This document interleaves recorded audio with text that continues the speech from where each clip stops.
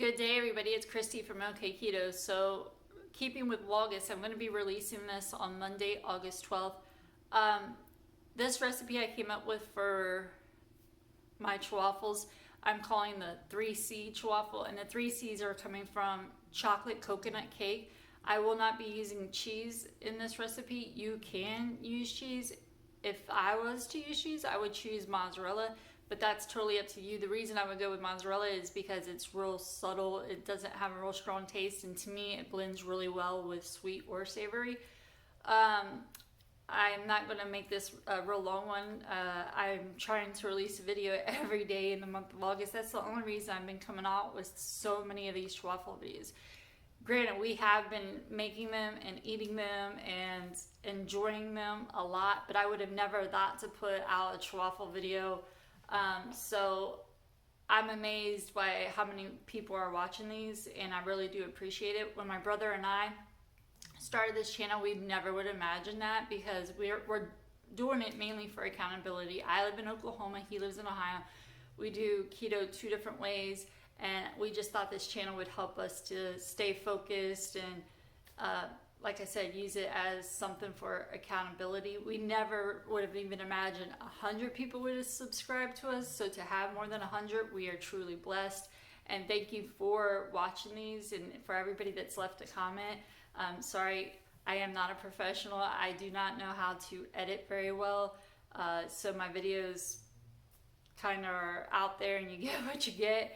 But I really do enjoy coming up with these different recipes. And like I said, we are really blessed that you have been watching these. And I look forward to bringing out a few more of the chaffles in the month of August. And I think it being Vlogmas is the reason I've been coming out with more and more and more, because I'm like, well, that would make a good video that I can put out that day, instead of just getting on here and having not much to talk about. So, all right, let me get right into this, and I've taken up enough of your day, and I will see you again tomorrow, probably with a chaffle video.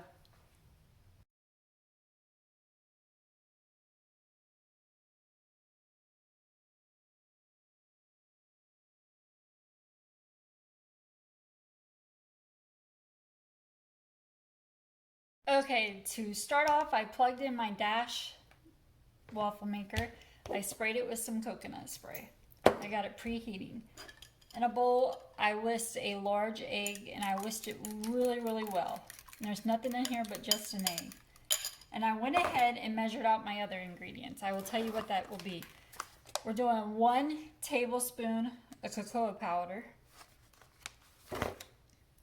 1 tablespoon of confectioner swerve, and 1.5 tablespoons of unsweetened shredded coconut. This is really, really fine. I don't know if it would say, it doesn't say anywhere on mine that it's super fine, but I did find that this is a really super fine shredded coconut, this brand. So 1.5 tablespoons of that. I did go ahead and already measure those out and put it on a plate. I'm just going to add them into my egg.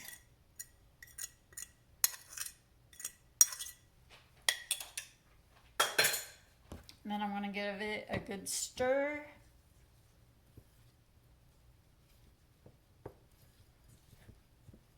And this is how I am going to make my 3C chaffle, my chocolate coconut cake.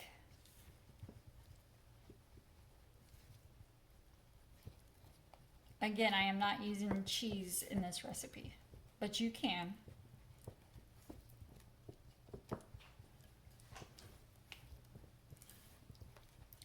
And you really do want to mix it up pretty good.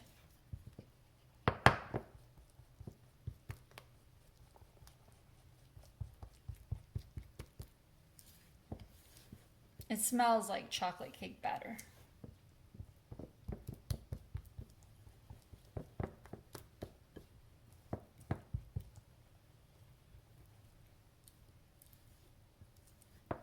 Also, to the side, I have 30 semi-sweet style baking chips, Lily's. Trying to see if you can see that. And a serving size is 30, so that's why I did measure out 30. I did go ahead and melt some, and I set it off to the side because when these come out, I'm going to drizzle that chocolate on top of them. And then I'm going to add a couple of chopped macadamia nuts. These are chopped, but I did go ahead and chop up them a little bit more finely. I did about 6 of my macadamia nuts. Pecans would be great with this, or walnuts, any kind of nut like that you would like. I love macadamia nuts, and I do not have pecans on hand, or I would be using those. So, in goes half of my mixture.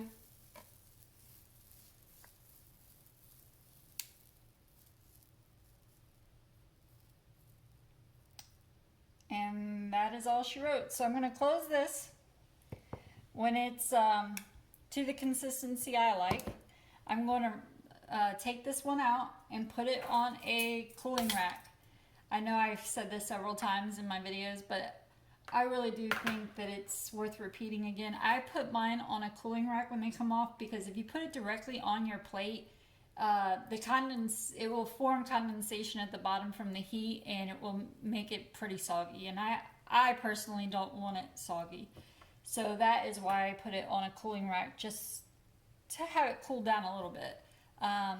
So when I get these made and they come out, I'm going to drizzle the chocolate on top and add my macadamia nuts to it, and I will show you what it looks like and tell you how it tastes. Be right back. So here it is plated up. As you can tell, I've already taken a bite out of it, and it is so good. It tastes just like chocolate coconut cake. I was going to pair this with a heavy whipping cream and whip it up to make my homemade whipped cream, or with a keto-friendly vanilla ice cream, but really it doesn't need it. This is perfect in my opinion on its own.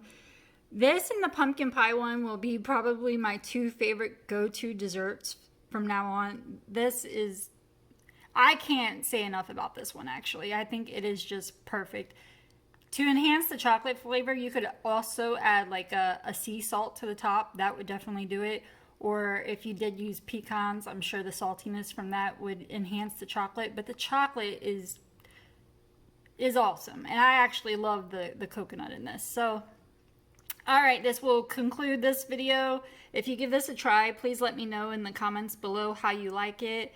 And tomorrow will probably be a savory one. I'll see you then.